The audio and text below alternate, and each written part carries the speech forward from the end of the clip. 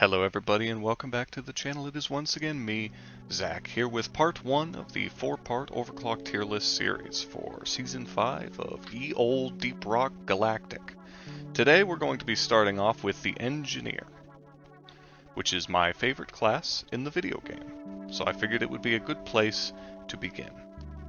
Before we get started, I will note a few things, the first one of which I believe I've said in every tier list I've made so far, which is that anything can work and will work with the right build and in the right hands.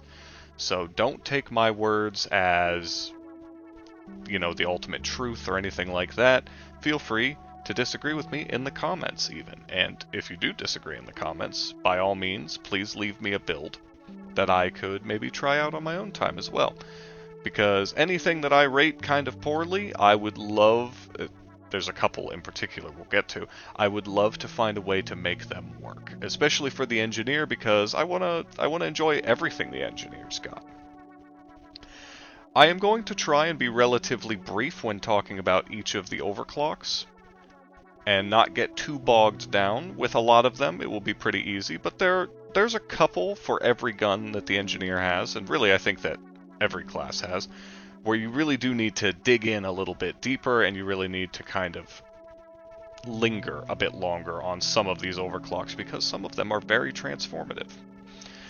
In terms of the placement on the tier list, as you can see, we have these categories. There are technically 7 of them, but the 2 strong category is very limited. I'm only going to put overclocks into the 2 strong tier when I believe that they are either unhealthy for the game, meaning that too many people pick them, essentially it's too much of a go-to, or if I think that it is kind of a numerical problem where maybe it needs to be tweaked or altered in some relatively minor way, and it would otherwise be maybe not that high, if the effect might be good, but the numbers might be off. So there won't be very much in the 2 strong category. The other tiers are all pretty self-explanatory. The major difference between clean and basically stock is that clean has no downsides whatsoever and will not affect your build all that much. There may be, I'm not sure offhand, but there may be some overclocks that go into clean that are not actually clean, right? Like this is a clean overclock, but perhaps something like EM Refire Booster would go into clean because it doesn't have any downsides, but its upsides are very, very minimal, right? Obviously untrue of EM Refire Booster, but we'll get there, alright? We'll get there.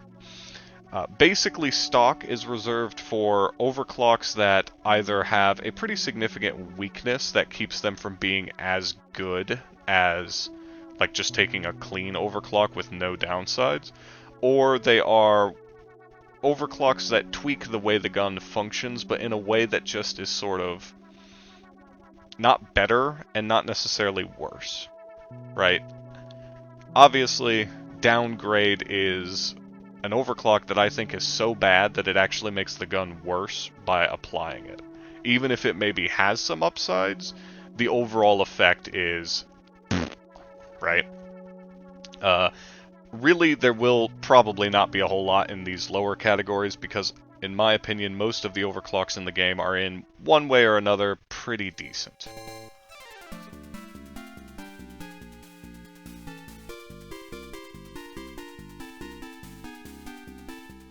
So, let's get started. We will, of course, be going with the Warthog shotgun first, as it is the first primary weapon that the Engineer starts with. And the first overclock is the Stunner. Now, the Stunner is kind of a weird outlier because it's a clean overclock, but we're actually going to be putting it up in the strong tier. Stunner is kind of weird in that sense because there are a handful of clean overclocks that are worth putting in other tiers, but really not that many. Most of them give relatively small bonuses. Stunner's bonus is twofold. One, it does bonus damage to stunned enemies, a full 30% damage to anything that is stunned.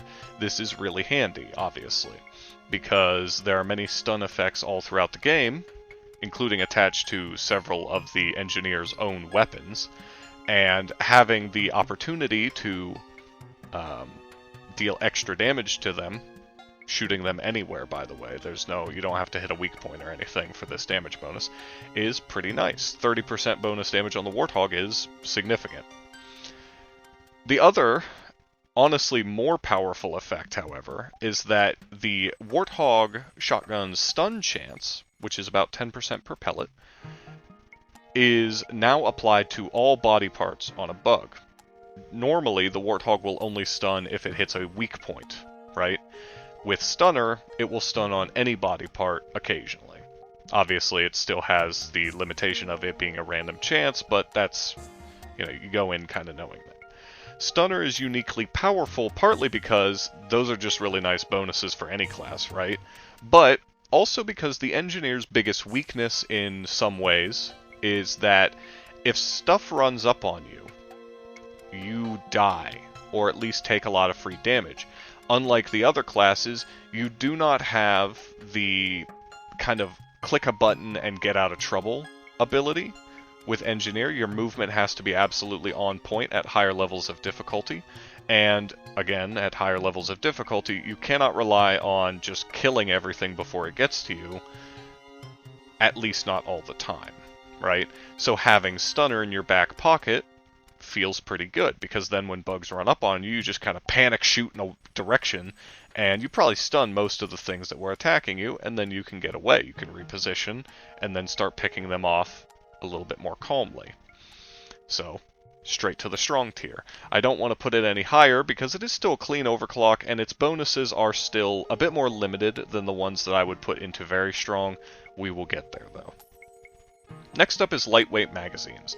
Now this is actually another outlier, because it's a clean overclock, but I'm actually going to put it into basically stock. Now the reason for that, its bonuses are plus 18 max ammo. Now that's not very much ammo. It's fine for a clean overclock, of course. It's nothing terrible, but it's not great, and I wouldn't even really say that it's particularly good. But the other bonus that it gives is minus 0.4 seconds reload time. Now, normally that would be fine, right? Having a reduced reload time on most guns, on most classes, is pretty neat. The problem is that the Warthog shotgun has one of the best animation cancels in the game. It's super easy to pull off, it's very consistent, it is not hard to learn, and it super easily reduces your reload's quote-unquote speed far lower than lightweight magazines can. So having that as one of its two bonuses is kind of it's a non-factor. It's a nothing burger. It doesn't matter. Now, I will accept the argument that newer players will not necessarily know about the animation cancel for the reload, and maybe it's a bit more valuable there, but I don't really think that that's super relevant. This tier list is more aimed at Has 4+, and really it's for Has 5+. So, to me, it's actually not as good as other cleans. I would not put it in that same category, because the ammo that it gives is just not really that valuable. 18 is just kind of mid, and the reload time is nothingness. It just doesn't matter. Now, as opposed to that, magnetic pellet alignment goes straight to the very strong tier. I would consider this, spoiler alert, to be the best overclock for the Warthog. Now, what does it do? Well, let's start with its downside. It reduces your firing rate significantly. That's pretty cool? Question mark? It's not great, okay? You can easily compensate for this, however, because there are some, attack speed increases in the Warthog's mod list. But what it gives you is it cuts your base spread in half and gives you a 30% damage bonus to weak points. This, functionally, turns your shotgun into a sniper rifle. Oftentimes, the engineer, depending on build, will struggle to deal with enemies that are on the ceiling or extremely far away. Now, with the lock or the shard diffractor, this or certain Stubby builds, you can kind of deal with ceiling enemies, right? It's not too bad. But with the shotgun, normally And really, taking into account even the overclocks we haven't talked about yet, it really cannot deal with ceiling bugs, right? It's a shotgun. It's short to, at best, mid-range. Magnetic pellet alignment gives you full effectiveness all the way out through mid-range into, like, long range, honestly. You can absolutely peel bugs off the ceiling with this thing, easily one-tapping most ceiling bugs with a shot to the face or any other exposed weak point, and even without that, usually two-tapping them. The slower rate of fire is not that relevant because the point of magnetic pellet alignment is not really about dealing crazy DPS or anything. But it still has, honestly, a perfectly acceptable fire rate, and with a single mod taken into account for it, it's not even really noticeable. So it essentially has very few or no downsides for what is a pretty massive upside. Next up, we've got the unstable overclocks. You may notice that the Warthog only has one balanced overclock, which is a bit of a bummer, and I'm hoping that it gets another one soon. But in terms of unstable, we start with Cycle Overload. Cycle Overload is interesting. It gives +1 damage, +2 rate of fire, and then it increases your base spread of your shots by about 50%. Those bonuses by themselves, and one negative by themselves, are pretty cool, right? Like, that's a pretty decent trade-off. The overclock, of course, also says that it increases the reload time by a bit, but as we already discussed with the animation cancel on the Warthog, this is a non-factor. Like, the reload is about the same as a normal reload because you animation cancel it, and who cares about that stat, right? Overall, Cycle Overload is one of the best ways to put out consistent and, most importantly, quick damage with the shotgun. It is not the highest possible damage output, but it is pretty good. In fact, I think, though this may not be true, I think that magnetic pellet alignment can put out more damage if you're consistently hitting weak points, even with its slower speed and lower base damage, because the 30% is so strong. I would honestly say Stunner is probably not too far off too, but it's limited because the enemy has to be stunned. So for my money, I'm putting Cycle Overload in pretty mid. It is good. I wouldn't discourage someone from using it, especially if they know how to do the animation cancel, because in that case it barely has a downside. The only real weakness of it is you're essentially doubling down on the shotgun elements of it. The spread is crazier, you need to be up on your opponent. But when it comes to things like circle strafing around a Praetorian and just emptying every single piece of ammo you have into his ass, it's pretty good for that. It will kill them real good.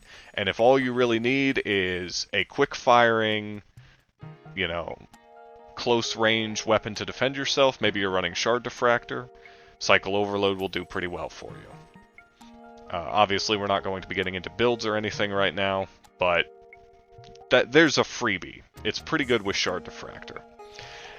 Next up, we've got mini shells, and here's where we come crashing back to Earth. I'm gonna put mini shells into the I think this is objectively a downgrade category. So what it does, let's start with the positives. It gives you 78 max ammo, which is pretty significant, as well as +6 to your magazine size, also pretty significant. In addition, it cuts your recoil in half. Now that's pretty good. I mean, it's a shotgun, the recoil is noticeable, and losing out on that recoil is pretty neat. Some people will also point out that having all that ammo is pretty cool for things like Turret Whip, which you should definitely run, and there are no other good options, I'm sorry. However, what about its downsides? Well, the first downside is -2 damage. This is pretty whatever.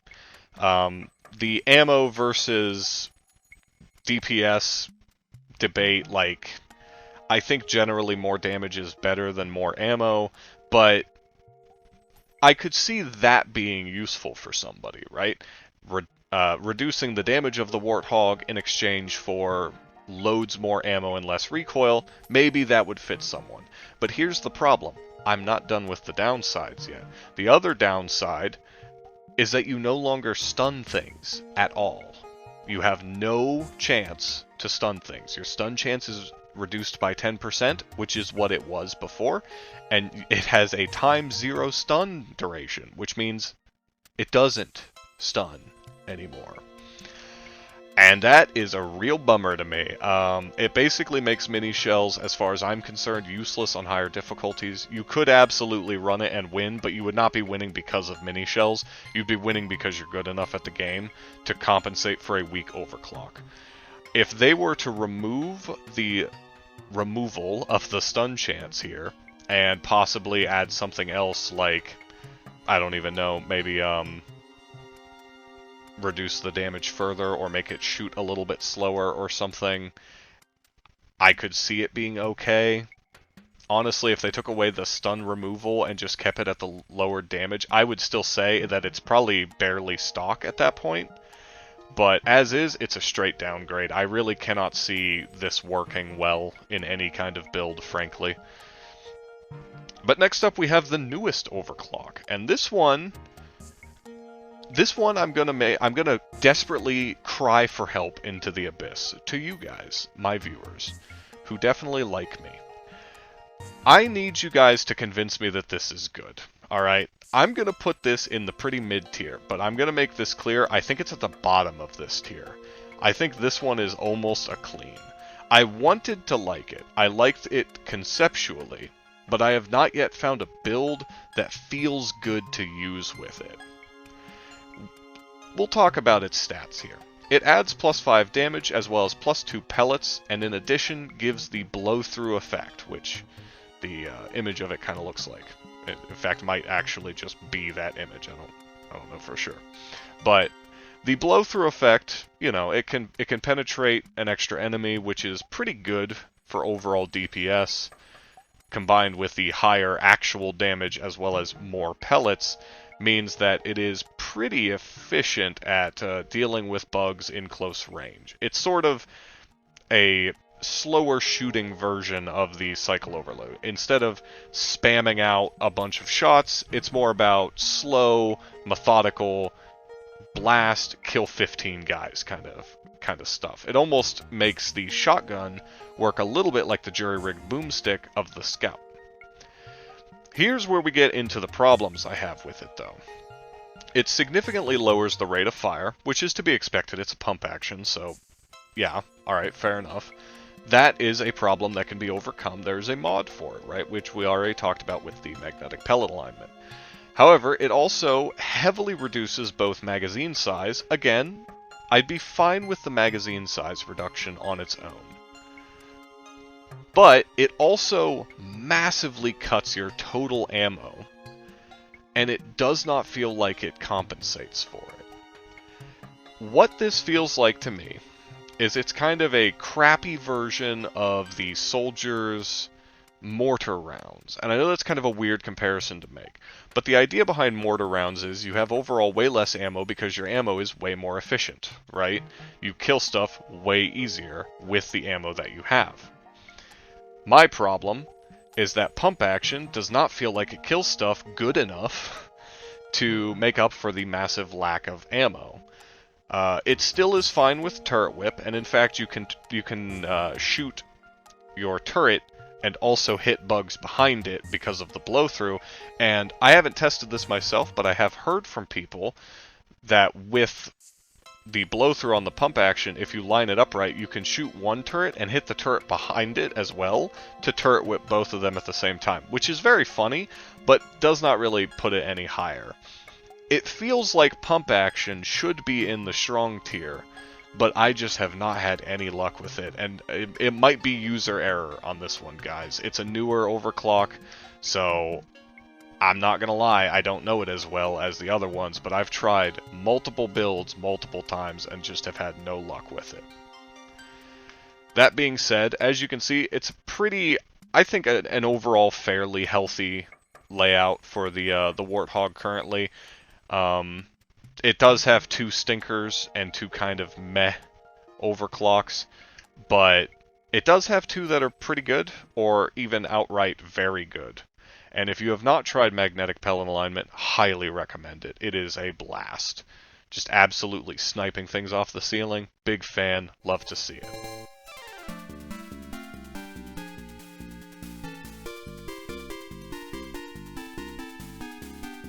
So next up, we're going to be talking about the Stubby. Now, the Stubby is a bit controversial, based off of my weapon tier list. A lot of people pointed out that Stubby has a lot of really good overclocks, and I agree with that. I just think that Stubby by itself is kind of weak on its own, and it really needs very strong overclocks to kind of break even. I would also say that Stubby is currently my favorite primary for the engineer. Overall, it's probably still second to the Warthog. I'm a big Warthog enjoyer, but lately I have been enjoying Stubby. So, let's talk about it. Starting off, we've got super slim rounds. This is, somewhat hilariously, the first clean overclock that will be going straight into the clean category. Now, one of its stats I think is kind of whatever. It gives +5 magazine size. Who cares, really? I mean, it's fine, but it's nothing too crazy. Its other effect, though, is to reduce the spread of the Stubby by a significant amount, and that is very handy, because the Stubby has the accuracy of a drunken squirrel, frankly speaking, and is hilariously less good at dealing with long-range enemies than a shotgun. So, reducing that spread a bit does give you some flexibility. I definitely don't think it is any higher than clean, but it is a bit better than basic stock. Next up is Well-Oiled Machine. This one, also a clean, and it goes in clean. It adds +2 to your rate of fire, which is pretty significant for a clean. It's not too bad.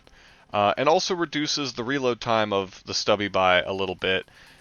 The Stubby's reload cancel is not as good as the shotgun's by any kind of stretch of the imagination. I think it's not even really worth worrying about. I do it automatically because I've played so long with the shotgun, and sometimes I think me trying to animation cancel and failing makes it take like 4 times as long to reload the gun, as opposed to just fucking reloading the gun like a non-idiot.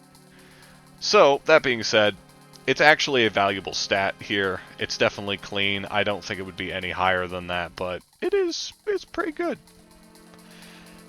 Next up, we got lightweight rounds here, which this one is basically stock, much like lightweight magazines.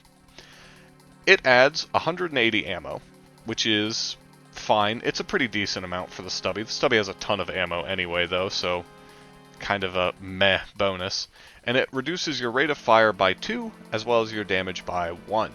And that's a reasonable hit to take. I don't love it. It's an ammo overclock anyway, which I just consider them to be a little bit weak, frankly. And the fact that it reduces your overall DPS on 2 fronts by a pretty decent amount means I don't even see it as equal to clean or even pretty mid. It's just not great, is what I'm getting at here. Next up is EM Refire Booster, which is a hell of a lot better, and by that I mean I believe that it is probably in very strong. I don't know if this one is controversial, but EM Refire Booster is my favorite for non-turret oriented Stubby builds. What it does is it adds +2 electric damage to your bullets, as well as +4 to your rate of fire. That's pretty significant. The downside is it increases the spread of the gun by about 50%, which is significant for the Stubby, which, as noted before, accuracy, drunken squirrel, you get it. However, if what you want to do is double down on the Stubby as a sort of close or mid-range brawling tool, this is very effective for doing that. And I enjoy it for what that's worth. It also is interesting because it works both on the full electric build as well as the full, like, bullet damage build, I guess, that the Stubby has, because those are kind of the options you choose between when you are building the gun in the mods. And adding electric damage to the normal, like, bullet build is pretty neat. It gives you a little bit more of a consistent elemental effect, and when you are doing the electric build, one of the effects that you have, which I don't remember the name of, is it conductive bullets? Yeah, conductive bullets. I believe conductive bullets, which increases the damage that you deal. Oh no, it doesn't actually. Never mind. There's no synergy. God is dead, and we have killed him. Either way, it doesn't really matter if there's no synergy in the mods there, because the +2 electric damage is nice to have anyway. It will still do like the slowing effect and stuff, and it works on every bullet instead of just occasionally proccing, which is pretty nice. Next up is Hyper Alloy Assembly. This one is the newest, sort of. I mean, it is the newest of the overclocks for the Stubby. Another one was reworked this season, which is the next one actually, and we'll talk about that soon. Hyper Alloy Assembly feels like it is meant to be the most straight bullet damage build of the overclocks, and it's not terrible. It has a decreased spread, so it's a lot more accurate right out of the gate, and it has slightly more horizontal recoil, or sorry, slightly less horizontal recoil, and slightly more vertical recoil, which is a weakness and a strength there, obviously. In addition, it does 30% weak point damage and has a smaller mag size. Overall, it's kind of okay. I'm gonna say, and I think I might be being generous here, but I'm gonna put it into strong. I think that there might be a disconnect here for me, though, so I'm going to err on the side of caution and put it into the strong category. I don't really like the raw, bullet build for the Stubby. I prefer the electric build, and this does not feel as good for the electric build compared to, EM Refire Booster. So maybe I'm missing something that makes this really good. But overall, I just find it to be generally kind of mid. I'm putting it in pretty strong, though, because I do think that overall 30% weak point damage is pretty nice, even though the Stubby's base damage is pretty bad, and 30% of it is not a huge boost. The overall DPS that it can put out because of the speed that it fires at compensates for its low base damage, I think, over time. And it all ends up working out pretty well.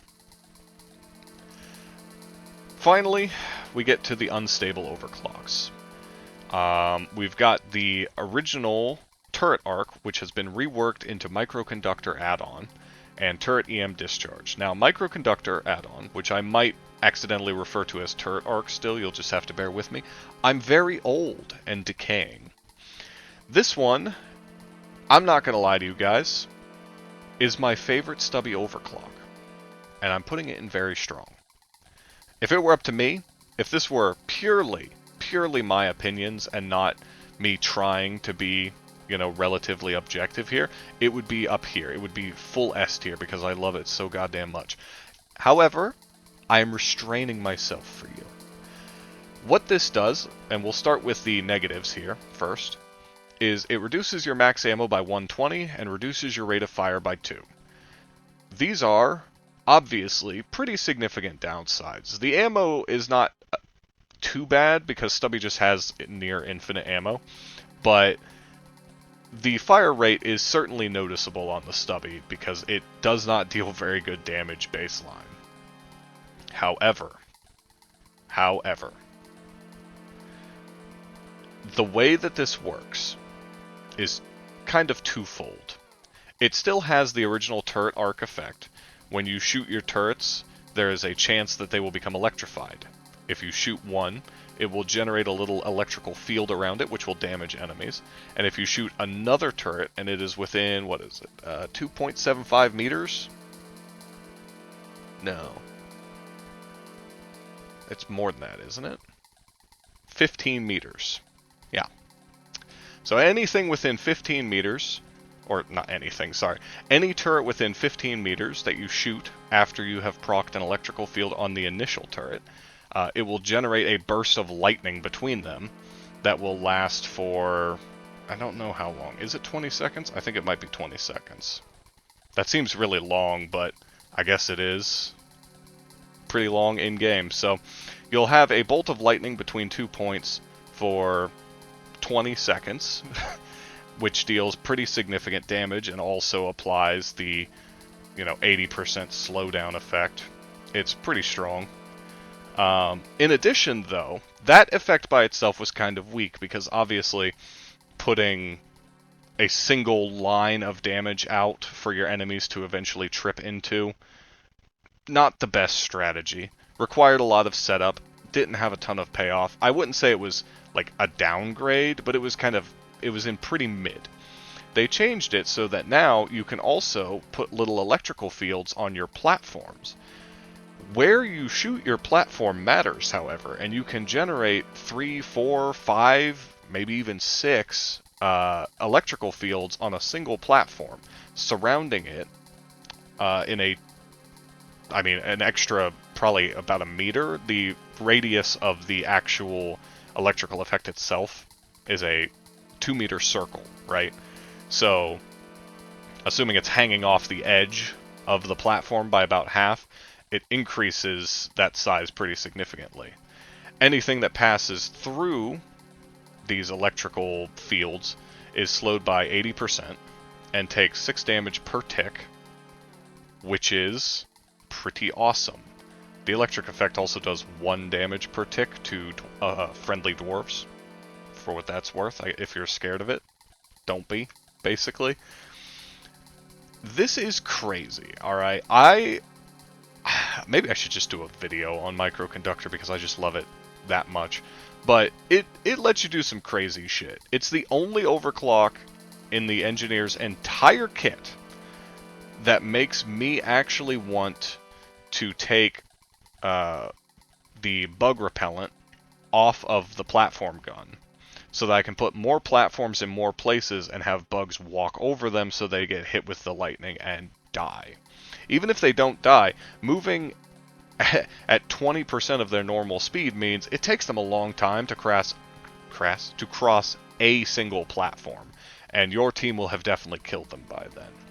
It's a very consistent overclock. In my opinion, for my playstyle and in my games, it is the best Stubby overclock, and it's not even close. But the downsides of it, because I do feel like I'm glazing it a bit hard right now, and maybe I should talk about the weaknesses. The weaknesses are, it does require setup. It's a little bit weaker on things like Quark missions, especially at higher levels where enemies are consistently spawning at all times, because you just simply don't have time to set up before the enemy shows up and kicks the shit out of you. But that being said, Microconductor, I think it's very strong. I would really like to hear what other people think about it, because I think it's my favorite part of this new season, and I think it was one of the most bold things that they've done. Certainly for the engineer, it's the most bold thing they've done in a while. There is another, but we'll talk about that way later. And out of the new overclocks that they added in this season, I think the only other one that comes close to how innovative this feels is probably the Drac overclock for the Scout. So the final Stubby overclock of the day is Turret EM Discharge, and I don't think it will shock anybody if I just move that up into very strong as well. This one is kind of a more,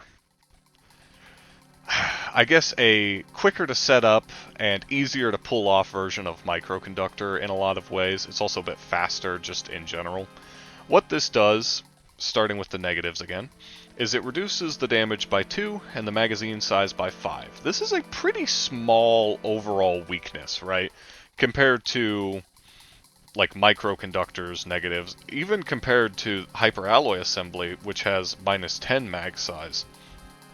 Turret EM Discharge overall feels pretty lightweight on the downsides. Obviously, -2 damage adds up quite a bit when your base damage is already pretty bad, as it is on the Stubby. However, that can be overcome with mods. What the Turret EM Discharge effect does is whenever you shoot your turret, either of them or even another engineer's turret, there is a chance, a pretty good chance, I believe it's based off of your the chance that the Stubby has to electrocute something. And I should note, for both of these, actually, if it is like, oh, it has a chance to electrify the platforms or the turret or whatever, that's based off of the chance that your Stubby has to electrocute something based off the mods and stuff that you've taken. I believe it's a 25% chance baseline, and then there's a mod you can take that increases that, especially if you're going down the kind of full electric build kind of thing. Turret EM discharge thus can get like a 50% chance or something like that. Pretty close. Either way, whenever this effect does proc, it creates an explosion of lightning around the turret that deals 60 electric damage, has a 50% fear factor to it, and does no friendly fire. There is a very short 1.5 second cooldown where you cannot proc another turret EM discharge effect. That's obviously nothingness because you're definitely running 2 turrets as God intended, meaning you can just easily swap between the 2, constantly proccing explosions. The radius of this explosion is about 5 meters. It does max damage out to 3 according to the wiki. So it is a pretty significant area that it covers, especially if you've got 2 of them near each other and an enemy is walking between them. The only other quirks to note about this before we move on to the next weapon is, 1, you used to be able to put the turret down, not build it, and still proc the electric effect on the incomplete, unfinished turret. You can no longer do this. The turret has to be completely finished and up and running for you to get the explosion off of it. However, it does not have to have ammo.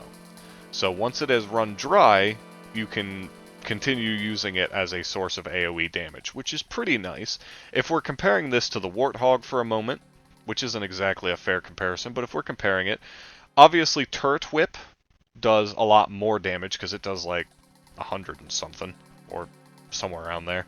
And the EM discharge only does 60, but you don't need any bullets in the turret for this to proc. So it's a bit more ammo efficient on that front. And electric damage is really nice because very, very few things resist it in any meaningful way. And if you're electrocuting things, then you're also slowing them, giving you more of a chance to proc these explosions while they are still under the effect. So overall, I still think that turret EM discharge is quite good. I would not be surprised to find out that high-level players still prefer it over microconductor, but regardless, Stubby, as you can see, is in an even healthier spot, arguably, than the Warthog is, with 3 very solid options to choose from, as well as a 4th that is also really good. And then, of course, 2 very usable cleans that are completely fine, with only really 1 stinker, which is, of course, the mandatory, here's some more ammo for you, idiot, overclock.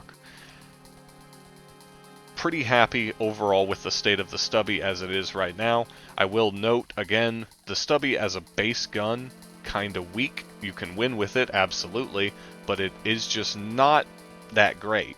So the fact that it has a lot of very powerful overclocks helps compensate for that, and absolutely any of these will see you through any kind, including this one, really any of these, will get you through a Has-5 mission, no problem, and anything past Has-5, once you learn kind of the quirks around these, I don't think you'll have too much of an issue with it, frankly.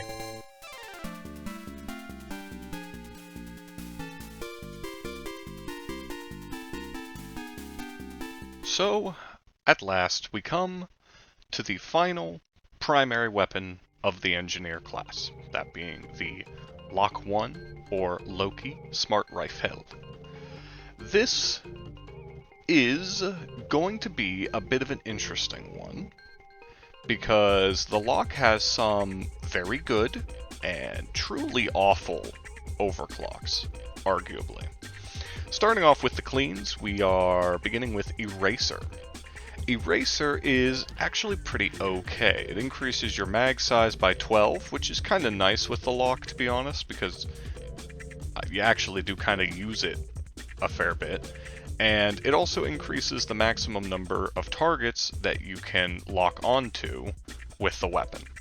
So it goes into the clean tier. It's not anything too special. I'm gonna probably say that well-oiled machine is... maybe both of these actually are a little bit better than Eraser. Probably just well-oiled machine, honestly. Eraser has some niche uses, and if it's the only overclock you've got, it's pretty good, frankly. Next up, though, is Armor Break Module, and this one is a weird one. It's one of those ones that has a massive stat boost, but it doesn't actually do anything. This one goes into basically stock, and probably pretty low on it. Well, nah, I mean, its competition's pretty pathetic, I guess. All it does is give you, and I'm gonna double check here real fast. Yeah, 1,250% armor breaking on the lock. This is certainly a big number. It will absolutely shred armor off of enemies. But what is really the point of that?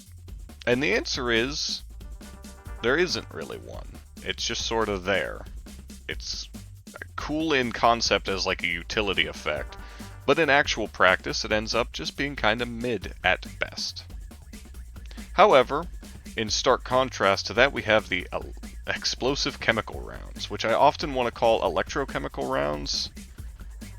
I get it mixed up with a lock mod, it's fine. This one, and again, this might be a little bit controversial, but I would actually argue that this overclock is somewhere in here, between these two tiers. I would almost argue that it's too strong, frankly. What it does, starting with the negatives, because it's a very powerful one, it reduces your damage by 5, which is a little bit of an impact for the lock, but not anything crazy. And it reduces your ammo by 36, which is actually kind of annoying. However, every enemy that has 3 locks on it, when you fire at them, the third shot will trigger an explosion. Meaning, if you spread this out across multiple bugs in a swarm, you can get multiple explosions happening from one, essentially, barrage from the lock.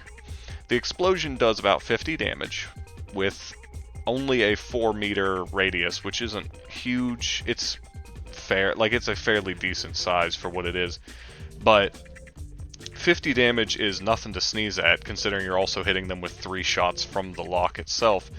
And even if they die, the explosion still seems to proc, and thus their death might spell the death of all their friends nearby as well. This is, in my opinion, too strong, because there's really only one overclock for the lock that I think competes with it at all, and it is, again, pretty much the only overclock for any of the engineer's primary weapons that really turns it into a gun that stands on its own. There are a few that come close, right? Mostly turret EM discharge is very good at dealing with large swarms of enemies without having to switch to your secondary at all. But, I mean, this is so much easier to use. You don't have to be near your turrets. The lock, in fact, the lock has no real interactions with your turrets. It is fully cut off from them, which some people enjoy. But this overclock specifically by itself is uniquely, maybe not overtuned, perhaps. You could argue that maybe the other overclocks for the engineer are just undertuned, for the primaries anyway, but it's just so good. Once you get to higher difficulties and you're dealing with more bugs that are faster and hit harder and, you know, harder to kill, that explosion damage just saves you so much ammo in the long term. Without it, Locke is not great at dealing with groups of bugs. Not in the same... Like, Locke, without this overclock, is not as good at dealing with a swarm of bugs as the Stubby with pretty much any of its overclocks. Even baseline Stubby is pretty okay with it. And it does not compete at all with Turret Whip Warthog, right? Ignoring overclocks. A naked Turret Whip Warthog just absolutely doo-doos all over the lock in terms of wave clear. Once you get explosive chemical rounds, well, It's a little bit different. Next up, though, is sort of the opposite. Seeker rounds is, I mean, I think being generous, it's basically stock. It's just not great. So what it does is, starting off with its negatives, it lowers your burst fire rate by about 47%, which is a pretty hefty hit, right? In addition, it makes you take longer to reload. Not a big deal, you can always run Born Ready, and Lock has something of an animation cancel. It's not great, but it does have one, so at least I'm pretty sure it does. The positives that it gives you are that you have a much kind of broader area that you can maintain a lock at, so it's much harder to lose your locks by like whipping your head to hit a different target or something. And in addition, the rounds will always hit the target because it has the Seeker rounds effect. These will just straight up, they're undodgeable. They will find you and they will hurt you. They go through terrain, they ignore armor, they ignore other enemies, they will always hit. But the overall effectiveness of that just doesn't really come up as much as you might want it to. You know, unlike something like the Mole overclock for the Gunner's Coil Gun, it doesn't really benefit you to shoot through terrain. And since you can't lock onto things through terrain, you're pretty much always just, like, the only situation where going through terrain comes up is if you lock onto something and then fall in a hole. But also you could have just not fallen in the hole. You know what I mean? It's far from complete garbage. I would say it's slightly above the downgrade category, because it doesn't actively make the gun worse overall, but it is certainly not great. I guess I could see an argument for it being down here, because it does lower your burst fire rate significantly, but I do think that it is at least worthy of basically stock. Once again, in the opposite direction, we've got the Executioner. Executioner is very strong. I believe that most high-level players consider Executioner and Explosive Chemical rounds to be the go-tos when it comes to overclocks you want to take into high levels. And it is pretty good. If you combine Executioner, I guess I should tell you what it does before I talk about what you should combine it with. So, starting off with its downsides. Minus 12 max ammo. It's not a terrible amount. It really doesn't impact too much. The lock doesn't have a ton of ammo, so 12 is a little painful, but it's not enough to like write home about. It also lowers your mag size by 12. This doesn't really matter with the Executioner with the way that it works, but it is notable at least. And then the final thing is it cuts your maximum number of targets by a pretty significant amount, like 66%.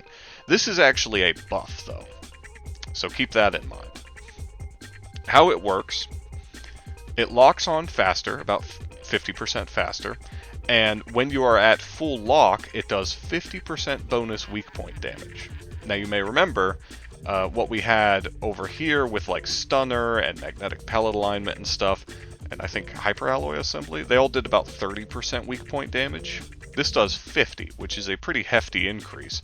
And because Executioner also lowers the maximum number of targets that you can lock onto at any given time, it actually is kind of a buff, because it means you lock on faster and more easily, getting all your shots on one target, and then when you release it, if it hits that weak point, whoo buddy, it will delete a single target very easily. Great against things like Praetorians, and really any kind of bigger target with an obvious weak point, frankly. Good against, I think it's okay against like the Caretaker as well.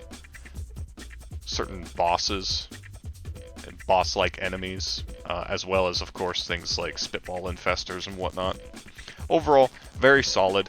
Not as good at wave clear, so what I was going to say was that if you combine it with a strong wave clear secondary, perhaps a Breach Cutter or a PGL, it is very effective and will kind of fill in the weaknesses of that weapon. Now next up we have Neuro Lasso, and this one's pretty weird. I don't know. I think that this one might be controversial. But I think I'm going to put this one in the pretty mid-tier. I don't think it's the worst thing ever, but I don't think it's good either. What it does is it makes it take a little bit longer for you to lock onto targets. It's like a 15% increase in how long it takes for you to lock on.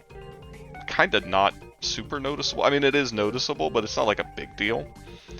And it means that you can only be locked onto a target for 6 seconds at a time, which is a bit more irritating, frankly.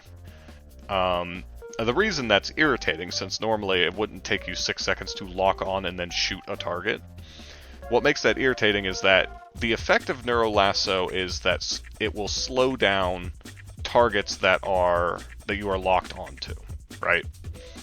By a kind of significant amount. Now this is where Neuro Lasso sort of fails, right?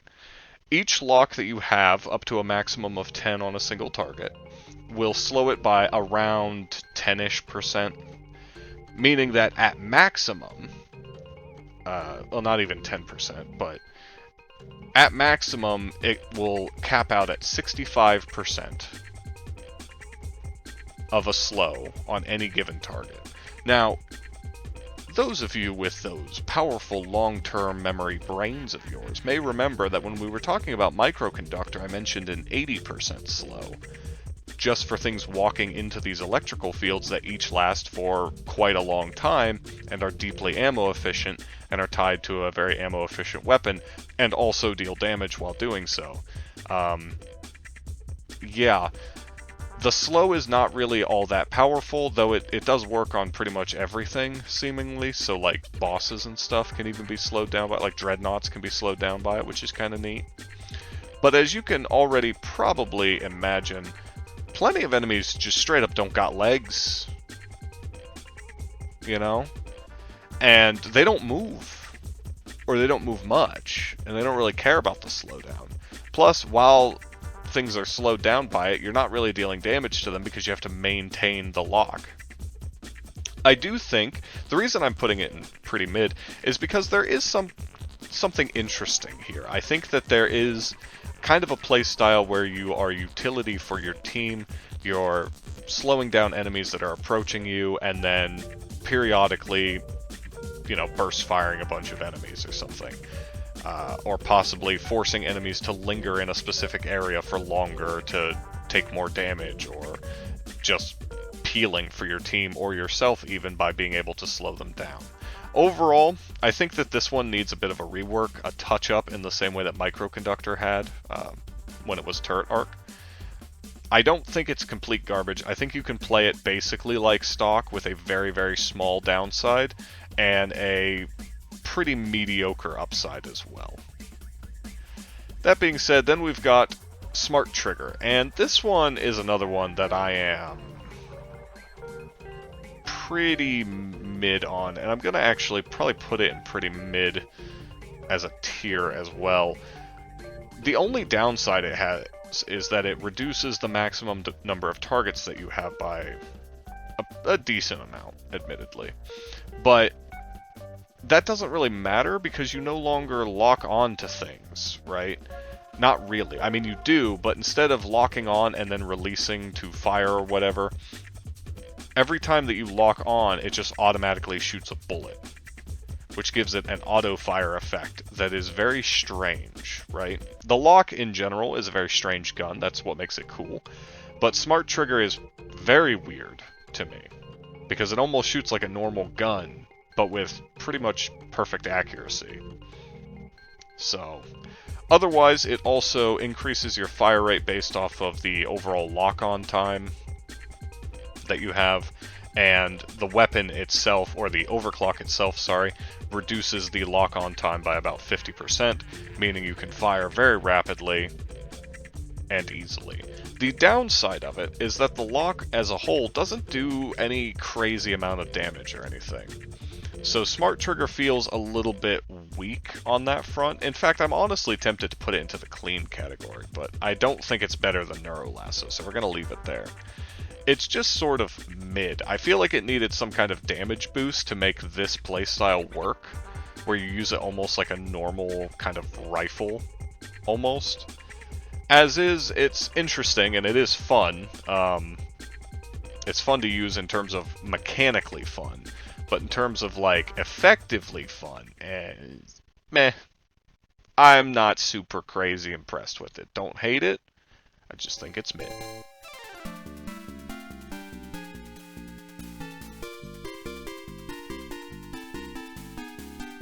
Next up, we have the first of the Engineer's secondary weapons, the PGL. The PGL is probably my favorite Engineer weapon, full stop, frankly. And it's in an interesting spot in the game. But let's start talking about its clean overclocks. The first one being Clean Sweep, which is pretty good. Clean Sweep is actually in kind of a weird spot where I would put it probably around here. Clean Sweep gives plus 10 area damage and a 0.5 meter radius increase. It just makes your gun a little bit better. And that is alright. The reason why it's up here is because PGL does not have very many good overclocks, and for the PGL, Clean Sweep is one of the better ones, and whoo buddy, ain't that sad. Next up is Pack Rat. Pack Rat gives plus 2 max ammo. PGL does not have much ammo, period. So plus 2 is pretty good. It's almost like a 20... What would it be like? Not quite 25% increase, no. But it's pretty significant regardless. Either way, it's also not great, honestly, because the base PGL is sort of mid. So this one will be going into the clean category and staying there for the rest of time, most likely. I don't really see Pack Rat ever getting tweaked in a way that makes it any better than this. Which is fair, because that's the clean category. It's where it should be. Compact rounds. This one might be a bit controversial. Compact rounds, however, I'm gonna be generous and put it in pretty mid. It gives plus 5 max ammo in exchange for minus 10 area damage and minus 0.5 meter radius to your shots.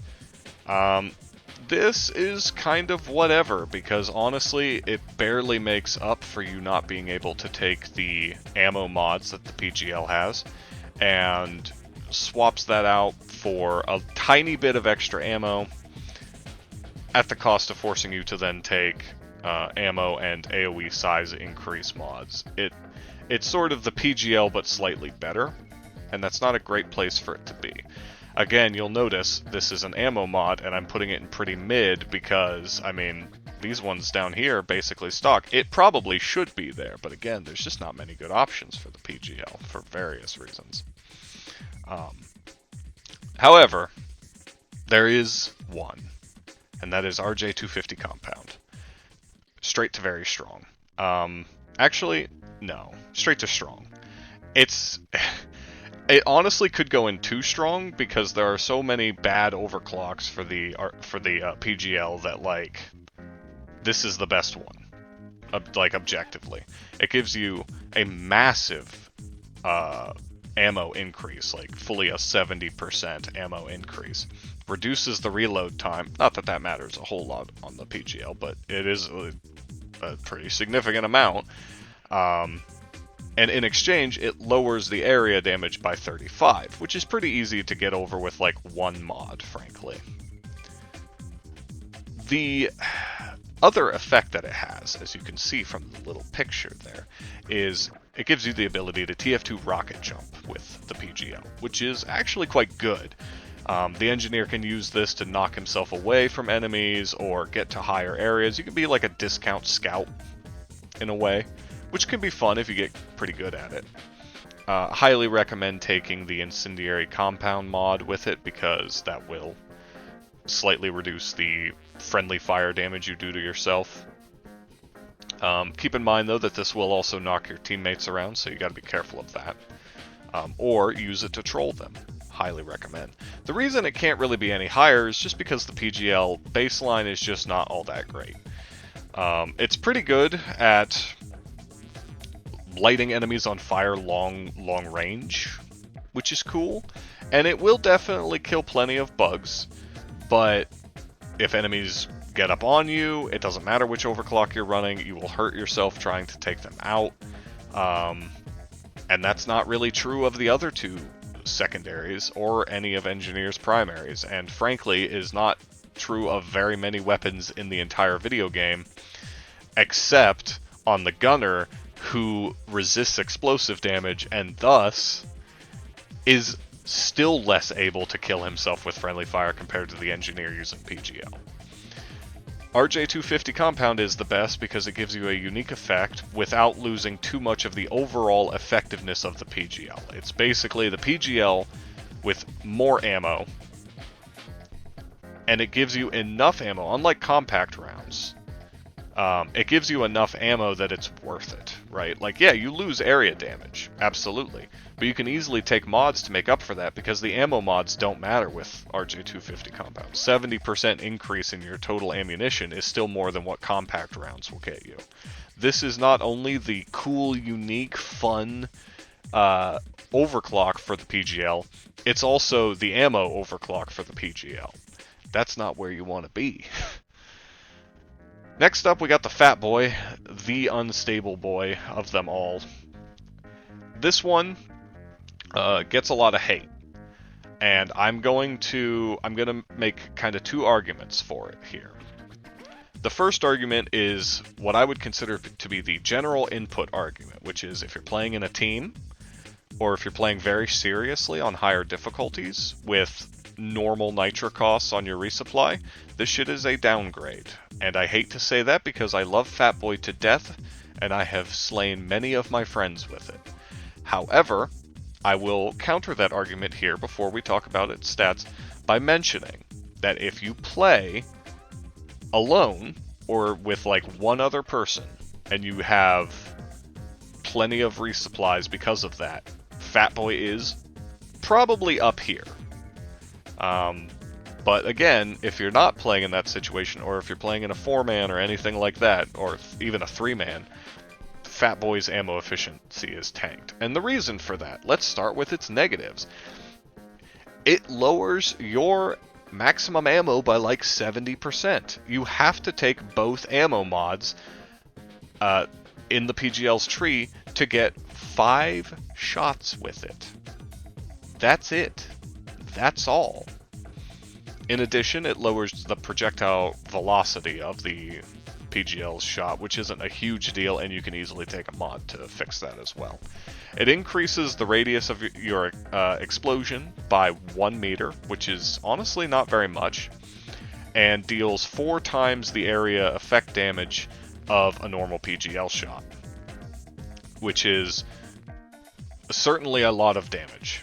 In addition, after it hits and explodes, it leaves a lingering field of radioactive damage, that deals 25 damage, sometime between, basically once a second it deals 25 damage. It deals about 6 to players. The radiation damage is not very dangerous, and the field only lasts for 15 seconds. Now again, the sharp-brained amongst you, those of you with the huge craniums and jutting foreheads, may remember, distantly, that the microconductor turret arc effect lasts for 20 seconds. The only thing Fat Boy does that's kinda cool lasts less time than that, and it doesn't have, radiation damage does not have any kind of CC, right? So if you don't take the stun mod for the PGL, shit will just walk through the radiation and beat yo ass. It even deals overall less damage most of the time in terms of the radiation field itself.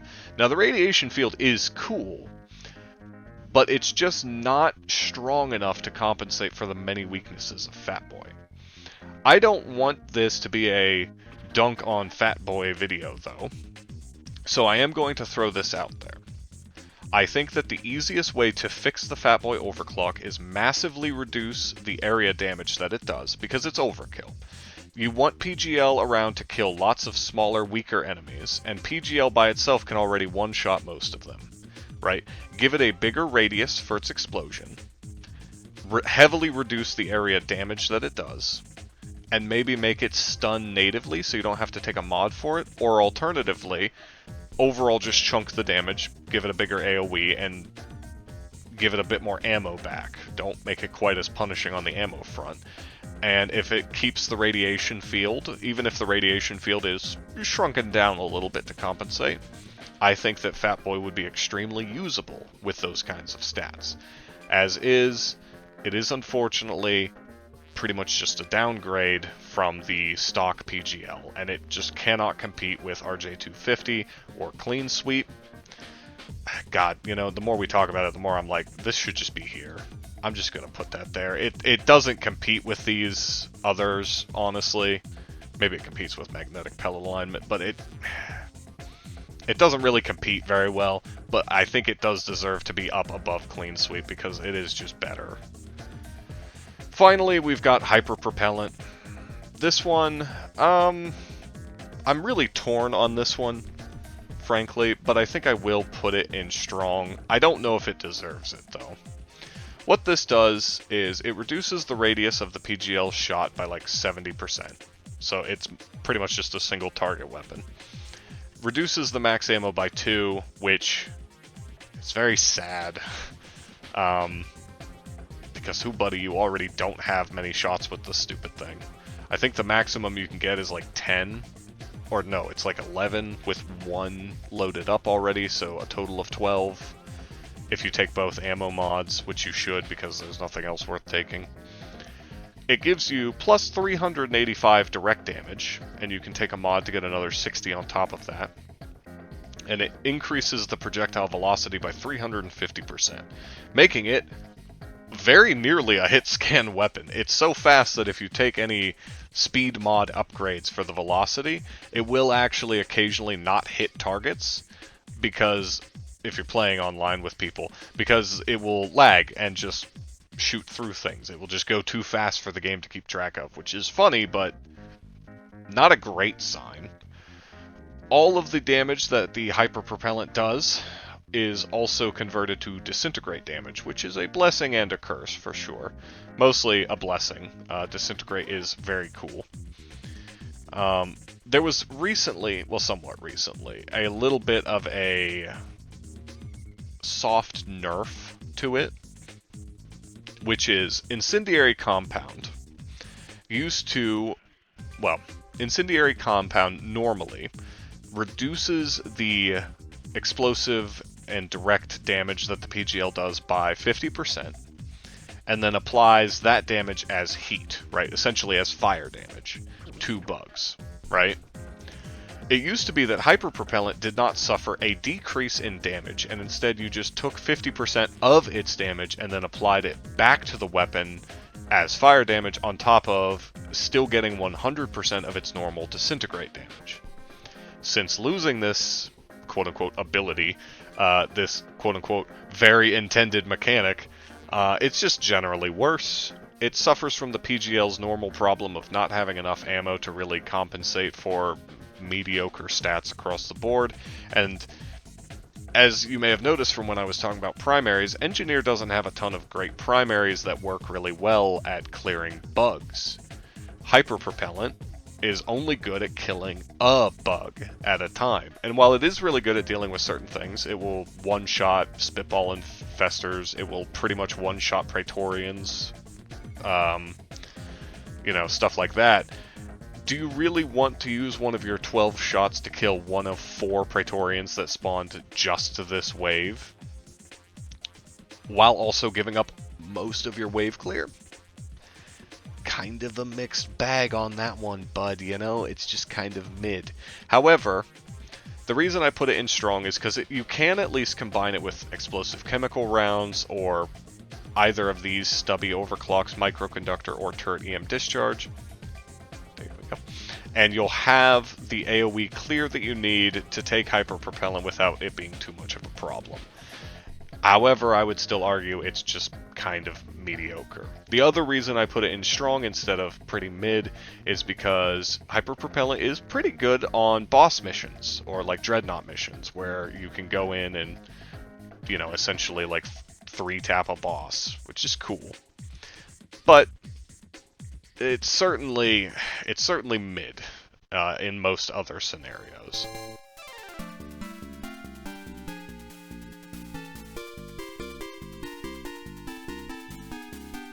So now we have reached the Breach Cutter. None of these matter. The Breach Cutter is just really good. You can take it naked into Has 5+ missions and you'll do great. Don't worry about it. Moving on to... No, I'm just kidding. But it is sort of true that unlike a lot of the Engineer's other weapons, which are kind of mid until they get overclocks, Breach Cutter is the opposite. It's just really, really good. And you don't really have to give a shit about the overclocks too much. So keep that in mind when I say this stuff, but let's start with lightweight cases. +3 max ammo, and 0.2% or 2-second reload time reduction. The reload time reduction is nothingness. It's truly nothing. It's a clean overclock, for sure. It deserves to be up here because more ammo on the Breach Cutter is actually a crazy powerful stat, because the Breach Cutter is very, very, very, very, very strong. But the reload time is whatever. If you're running the Breach Cutter, you're definitely running Born Ready, because who ain't nobody got time for that. Next up is roll control. Now, roll control got reworked a little while ago. It used to be pretty fucking whatever. What it used to do, and what it still does, is that the beam you shoot out will spin in the air as it moves forward, which does technically give it a little bit more area coverage. Instead of being kind of a horizontal line, it's now more of a cone shape in front of you, which is cool. In addition to that, the projectile lifetime is 0.5 seconds longer, which is nice. I mean, that just means that you can shoot farther, and if you have the plasma trail mod applied to your weapon at the time, it will of course leave a longer plasma trail. All very cool stuff. However, what they allow it to do now is that if you fire it and hold the trigger, you can now aim the beam in the air a little bit as it travels. All of this put together puts roll control in the strong tier. It is one of the two that I see a lot of people talk about taking at very high levels of play, and honestly, it might even deserve to be in very strong. But I think overall, it's not really that crazy compared to, you know, some of the stuff that's in very strong. All of these are pretty transformative or extremely powerful for the weapon that they're applied to. Roll control is, but most of the power, let's be real here, is because Breach Cutter is a little bit too good. So next up we've got stronger plasma current. This one is honestly, it's kind of basically stock, but I'm gonna put it in clean. It gives plus 50 Deem DPS and increases the projectile lifetime by 0.5 seconds. Now, the damage is unnecessary. Breach Cutter already one-taps anything you'd give a shit about one-tapping. So it doesn't really matter all that much to make it do a tiny bit more. But the projectile lifetime buff is fine. It's nice enough. Like, honestly, this is kind of at the bottom of clean tier because, frankly, the damage is just unnecessary. You'd almost rather have any of the other effects of the Breach Cutter overclocks rather than slightly more damage for it, you know? Now, Return to Sender. Return to Sender is interesting. I'm going to put it in pretty mid. I feel like it used to be better, but maybe I'm crazy. The big downside of it is that it reduces your max ammo by 6, which, again, ammo is a pretty important stat on the Breach Cutter. And not having it is bad. But what this allows you to do is, after shooting the Breach Cutter out, if you hold down the trigger, it will then basically cause it to bounce back to you, which makes it pretty good at dealing with beefier single targets like the Praetorian, or anything that, even like a grunt guard, something that might survive a breach cutter shot, this will finish it off, which is pretty cool. The reason it's not any higher is partly because of the ammo loss, as I mentioned, but also is partly because, unfortunately, there aren't many things that survive one shot from a breach cutter, so why do you need this most of the time, right? Again, you'd almost rather have the other effects rather than this. It's still pretty mid, but I don't know. I could see somebody arguing that it's basically stock, to be honest with you. It's not quite clean, but I am going to be fair, I think, and put it in pretty mid.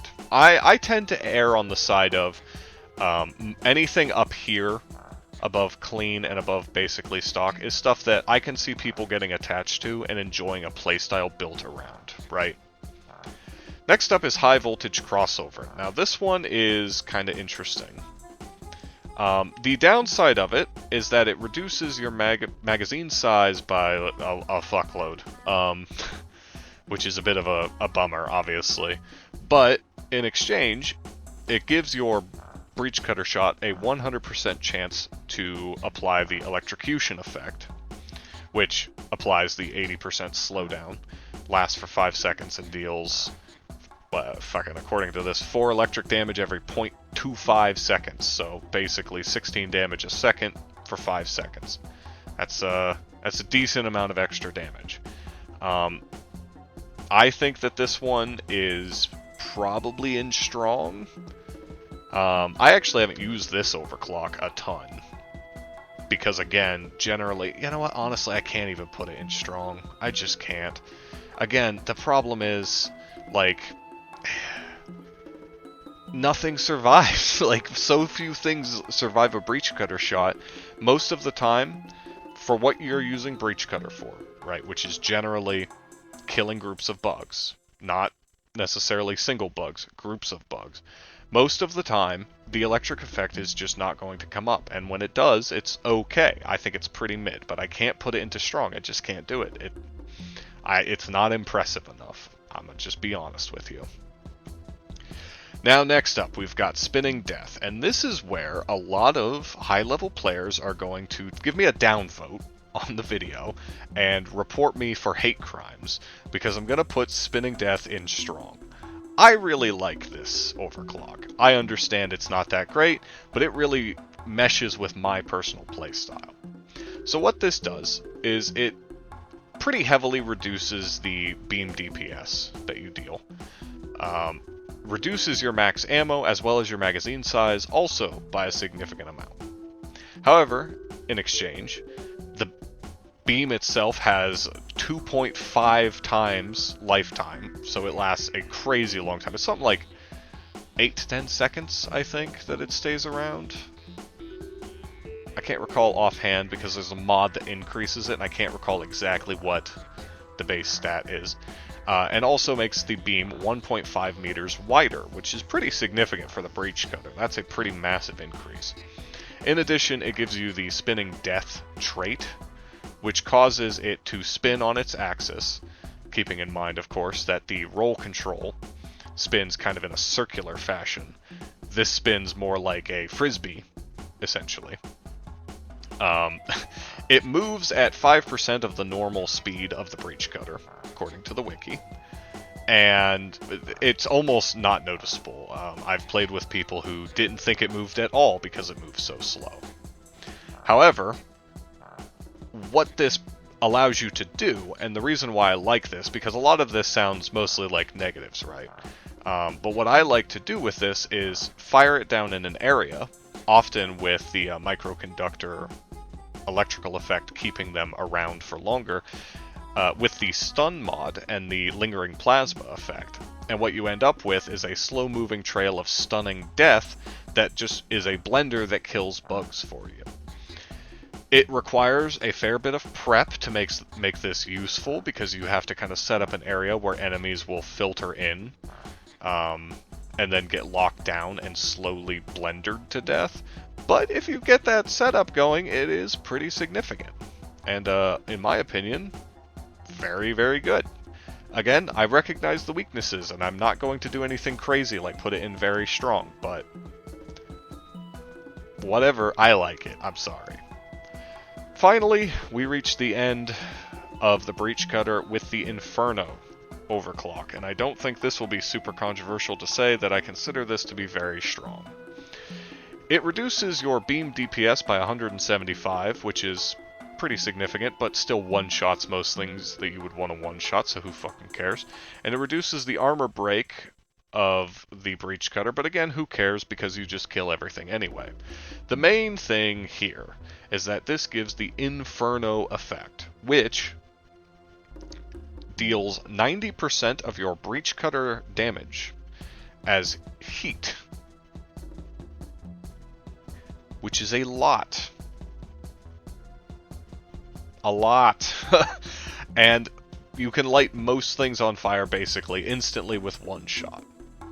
So it's pretty good. Fire is a very handy effect to have, because you can light, say, a Praetorian. Well, you can shoot at a group of bugs, one shot 90% of them, and then the Praetorian that survived the hit is now on fire. A bunch more bugs show up, stand near the Praetorian, and then they too are lit on fire. So overall, Inferno, it's very good. I acknowledge that a lot of people kind of overhype Inferno and kind of talk it up as though it's the best overclock that God ever created. I don't think it's that good, but I will say that I do think that it is pretty significantly better than most of the other options. But who cares? It's Breach Cutter. It's really, really, really, really strong all the time, forever. So take no overclock if you want. You can definitely do it with Breach Cutter.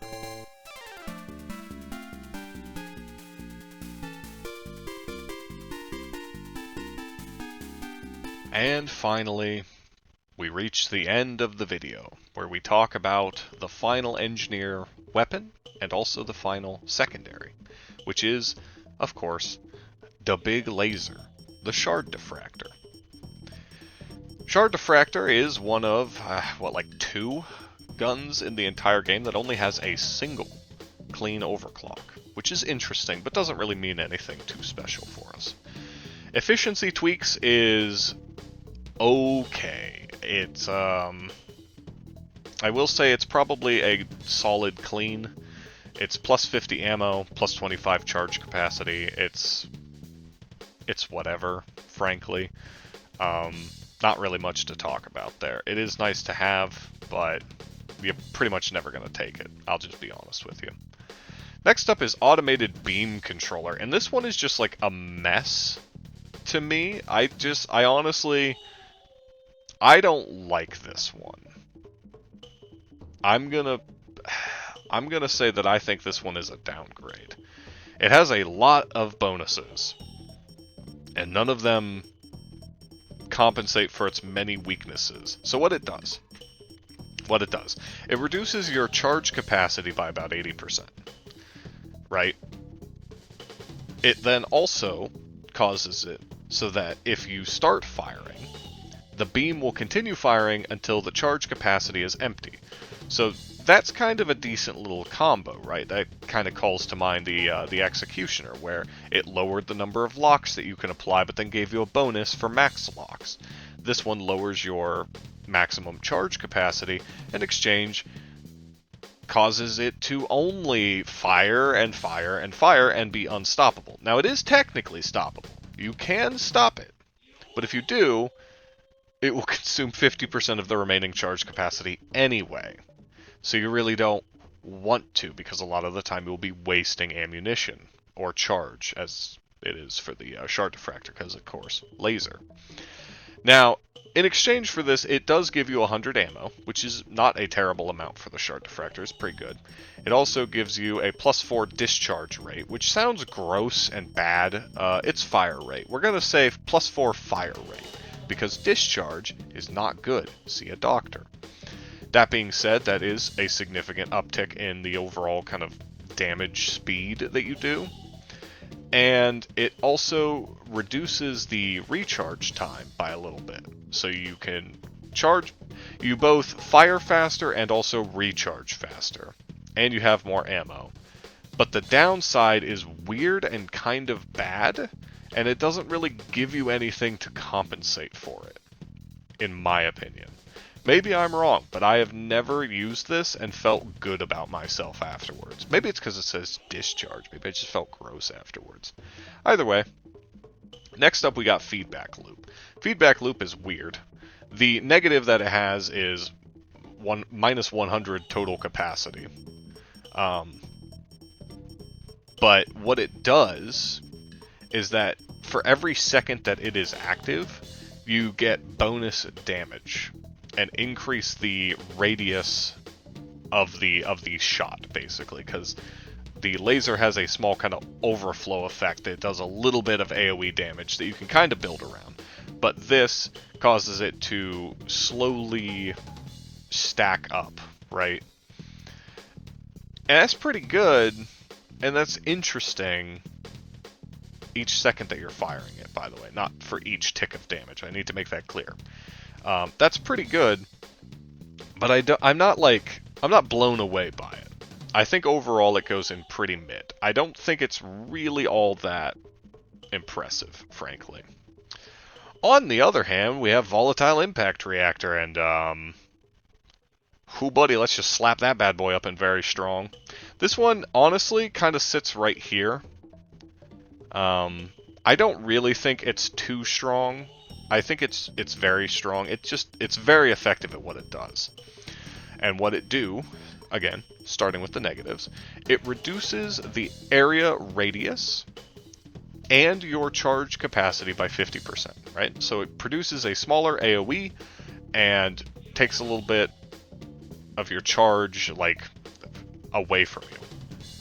But in exchange, it gives you the Volatile Impact, which basically turns the ground to lava, but for real. Essentially turning the Shard Diffractor into a discount Sticky Flame Flamethrower, which, if you remember from my weapon tier list, is an S tier weapon. It's top tier, best in slot.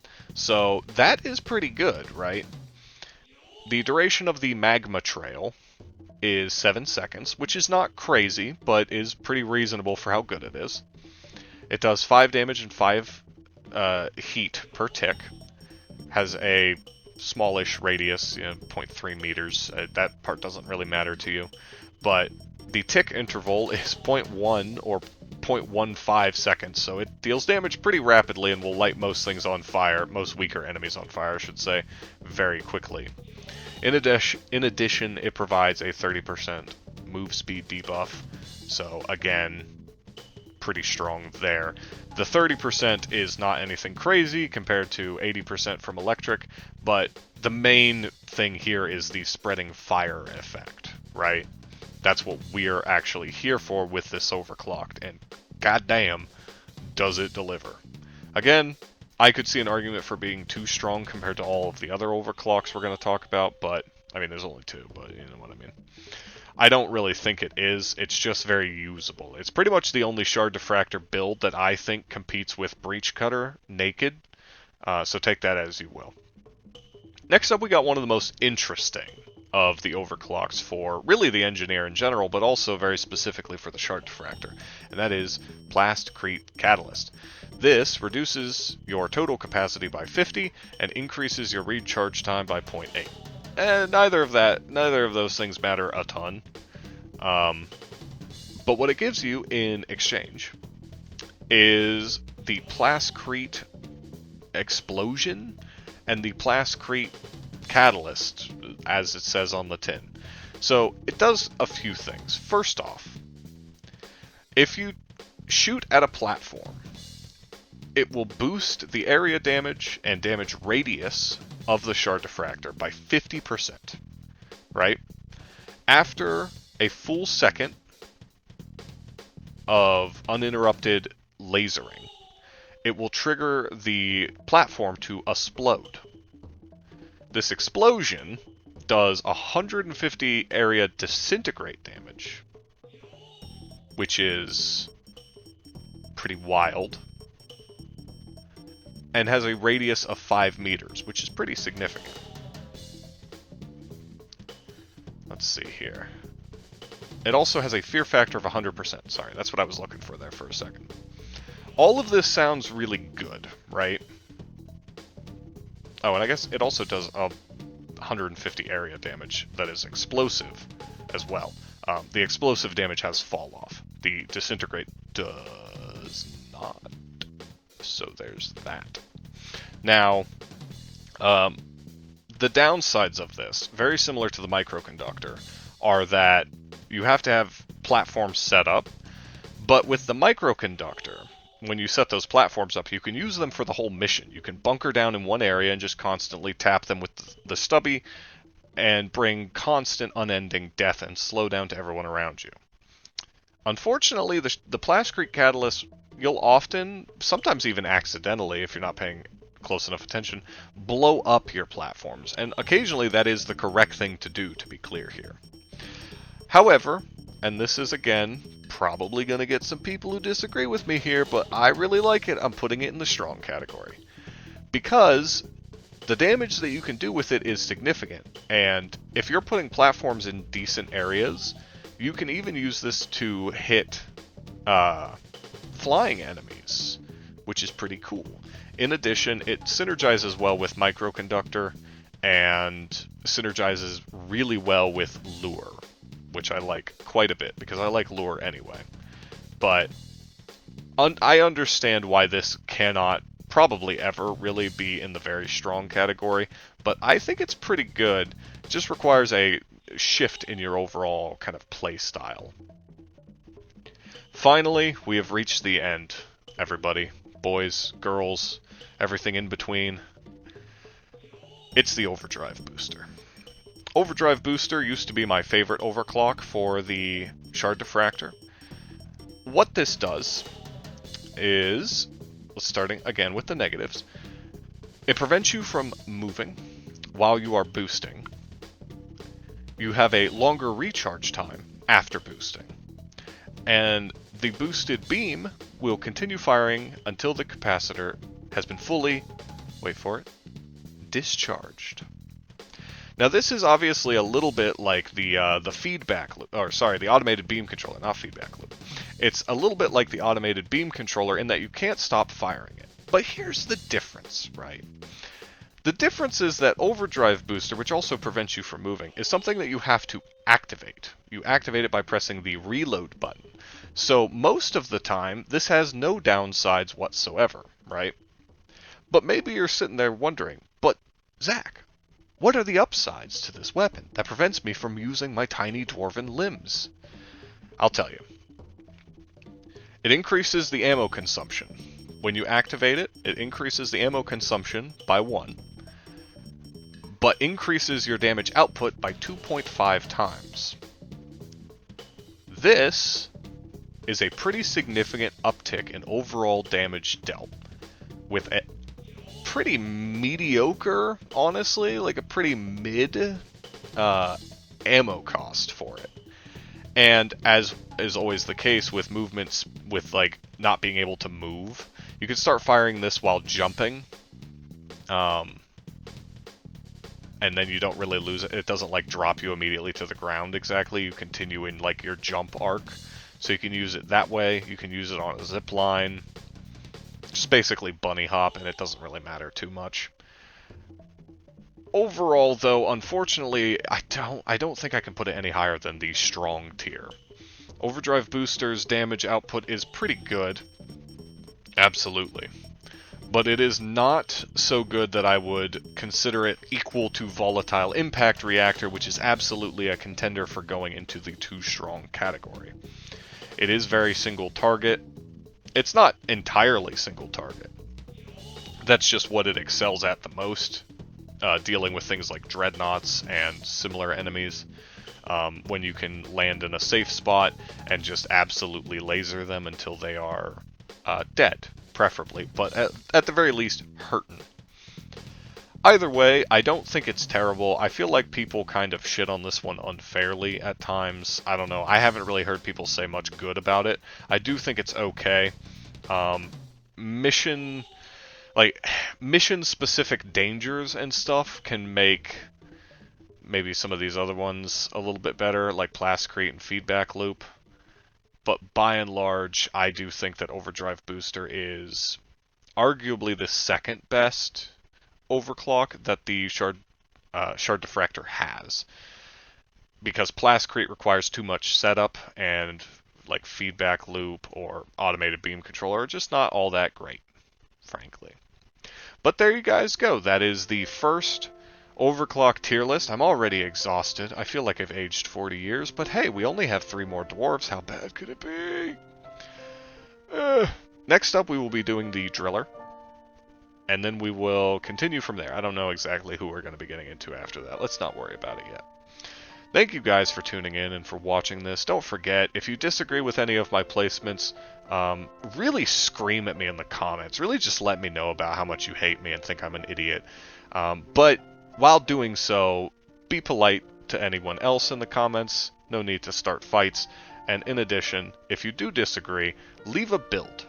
Right? I don't care how in-depth the build is. It can be the most vague shit ever. But leave a build. I want to try it out. Alright?